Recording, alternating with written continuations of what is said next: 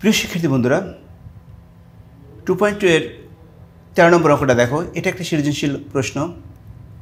একই হার চক্রবৃদ্ধি মুনাফায় কোনো মূলধন 1 বছর অন্তে স্ববৃদ্ধি মূল 19,500 টাকা এবং 2 বছর অন্তে স্ববৃদ্ধি মূল 20,280 টাকা।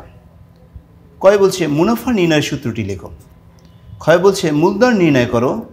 গয় বলছে একই হারে উক্ত মূলধনের জন্য 3 বছর পর সরল মুনাফা এবং চক্রবৃদ্ধি মুনাফার মধ্যে পার্থক্য নির্ণয় করো। চলো আমরা অঙ্কটি করি। দেখো এখানে মুনাফা নির্ণয়ের সূত্রটি লেখো। এখন তোমাদের এখানে কনফিউশন হতে পারে যে মুনাফা নির্ণয়ের সূত্র তো আমাদের আছে দুটো, একটা হচ্ছে সরল মুনাফা নির্ণয় আর একটা হচ্ছে চক্রবৃদ্ধি মুনাফা নির্ণয়। দেখো আমাদের যে অঙ্কটা বলছে সেখানে কিন্তু চক্রবৃদ্ধি শব্দটা বলছে, তাই না? তাহলে আমরা এখানে যেহেতু চক্রবৃদ্ধি কথাটা এখানে আছে, তাই আমরা এখানে চক্রবৃদ্ধি মুনাফা নির্ণয় সূত্রটা লিখব। ক্লিয়ার? আর যদি এখানে চক্রবৃদ্ধি এবং সরল উভয়টাই মিলায়ে অঙ্কটা থাকতো তাহলে আমরা দুটোই মুনাফা লিখতাম, আর যদি শুধু সরল থাকলো তাহলে সরল মুনাফাটা লিখতাম। ক্লিয়ার? যেহেতু এখানে চক্রবৃদ্ধি মুনাফার কথা বলা হয়েছে অঙ্কের ভিতরে, তাহলে আমরা চক্রবৃদ্ধি মুনাফাটাই নিয়েই লিখব। তাহলে দেখো আমরা জানি চক্রবৃদ্ধি মুনাফা নির্ণয়ের সূত্রটি হলো কি P bracket 1 plus r whole to the power n minus P. ঠিক আছে, আমরা কিন্তু একটা জিনিস জানি চক্রবৃদ্ধি মুনাফা মানে সেখানে আমরা সি মাইনাস পি পেয়েছিলাম, খেয়াল আছে? তা সি ছিল কিন্তু এটা আর পি তো পি এটা। তা আমরা এটা না লিখে এটা লেখার কারণ হচ্ছে যে আমরা যদি এই সূত্রটা আমরা লিখতাম তাহলে সির ব্যাখ্যাটা আবার দিতে হতো।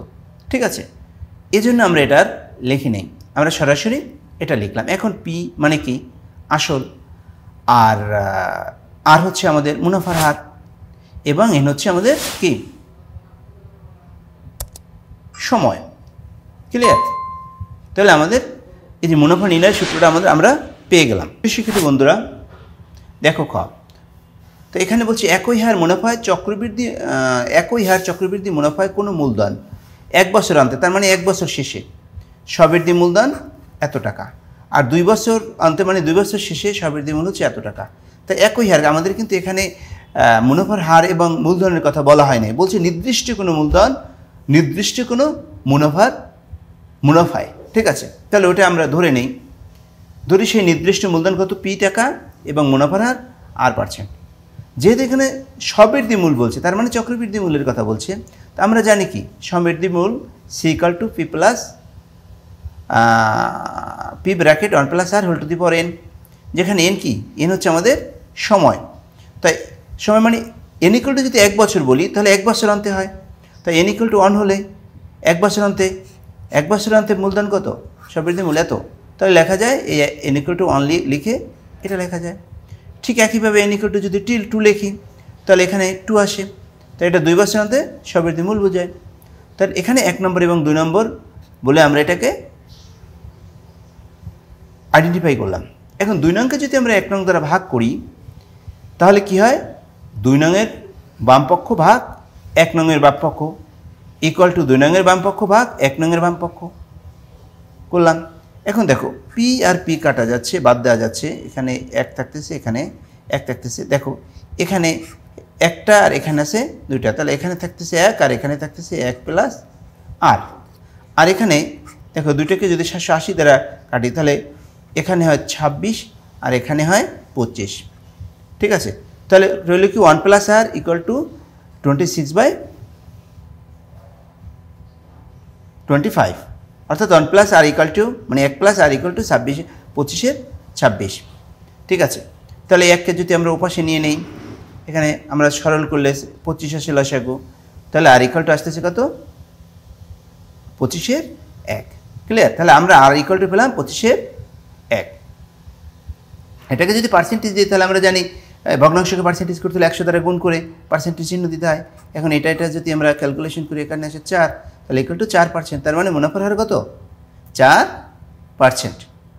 ক্লিয়ার? আমাদের কি বলছে এখানে মূলধন বের করে বলছে। তাহলে আমরা 1 বা 2 1 নম্বর বা 2 নম্বরে যদি আমরা আর এর মানটা বসাই দিই তাহলে আমরা কিন্তু পি পেয়ে যাই, তার মানে মূলধনটা পেয়ে যাই। তাহলে আর 1 নয় আর ইকুয়াল টু 1/25 বসাই দিলাম, কারণ আরকে যদি আমরা ভাঙাই এই যে আর ইকুয়াল টু কত এটা। ক্লিয়ার? বসাই দিলাম, এটা ক্যালকুলেশন করলাম equal to P equal to এই 26 নিচে চলে আসবে আর 25টা 19,500 সাথে গুণ হয়ে যাবে। 26টা নিচে চলে আসলো আর 19,500 গুণ 25। এখন এটাকে যদি আমরা কাটাকাটি করি কত 780, তাহলে এটা 780 গুণ 25 ইকুয়াল টু 18,750 টাকা। তাহলে কি নির্ণয় মূলধন 18,750 টাকা। ক্লিয়ার? তাহলে আমরা এখানে যে জিনিসটা করলাম, আমরা যেহেতু 1 বছর অন্তর এবং 2 বছর অন্তরের কথা বলা হয়েছে, তাই আমরা কি করেছি 1 বছর অন্তের যে সূত্রটা ছিল, সবৃদ্ধি মূলধনের যে সূত্রটা ছিল, তা থেকে একটা সমীকরণ বানিয়ে 1 নম্বর দিয়েছিলাম, 2 বছর অন্তরের জন্য 2 নম্বর দিয়েছিলাম। তা দিয়ে কি করেছিলাম, 2 নম্বরকে 1 নম্বর দিয়ে ভাগ করে আমরা এই প্রসেসে আগিয়েছিলাম। ঠিক আছে? দেখো প্রিয় শিক্ষার্থীরা, গ নাম্বার বলছি একই হার মুনাফা, ওই যে পূর্বে কত 4% পাইছিলাম না, 3 বছর পর সরল মুনাফা এবং চক্রবৃদ্ধি মুনাফার পার্থক্য নির্ণয় করো। এখানে কিন্তু আমরা অনেক কিছু পেয়ে গেছি। কি কি পেয়ে গেছি দেখো, আমরা কিন্তু মূলধনটা পেয়ে গেছি, ক্ষয় মুনাফার হারও পেয়ে গেছি। ক্লিয়ার? তাহলে আমরা ক্ষয়তে পাই আসল পি ইকুয়াল টু 18,750 টাকা এবং মুনাফার হার পেয়েছিলাম কি 4%। ঠিক আছে? আর এখানে সময় কত বলছে, সময় বলছে 3 বছর, তাই এন ইকুয়াল টু 3 বছর। ক্লিয়ার? আমাদের কিন্তু বলছে সরল মুনাফা এবং চক্রবৃদ্ধি মুনাফা। তাহলে আমরা সরল মুনাফার সূত্রটা কি জানি, আমরা চক্রবৃদ্ধি মুনাফাটা আগে বের করি। তো চক্রবৃদ্ধি মুনাফা মানে কি, যে আমরা যে প্রথমে সূত্রটা লিখছিলাম p bracket 1 plus r whole to the power n minus p. তো এখানে পি আর এন এর মান বসাই দিলাম। ঠিক আছে? এটা বসালাম, এটা সরলীকরণ করলে এটা আসে, এটা ভাগ করলে কত আসে, এটা ভাগ করলে 0.05। এইটুকুকে আমি একটু পাশে একটু দেখাই দেই। যেমন যদি তুমি এটাকে করো যে 1 প্লাস 404কে 100 দ্বারা ভাগ করলে কত হয় 0.04। ঠিক আছে? তার মানে 1.04। তো সেটাই বসানো হচ্ছে 1.04 মাইনাস এত। ক্লিয়ার? এখন এটা গুণ করলে এটা আসে, মানে এটাকে কিন্তু কিউব করে তারপরে এটার সাথে গুণ, কিন্তু তারপরে বিয়োগ এত ইকুয়াল টু এত। তাহলে এটা বের হলো কি, এটা বের হলো আমাদের চক্রবৃদ্ধি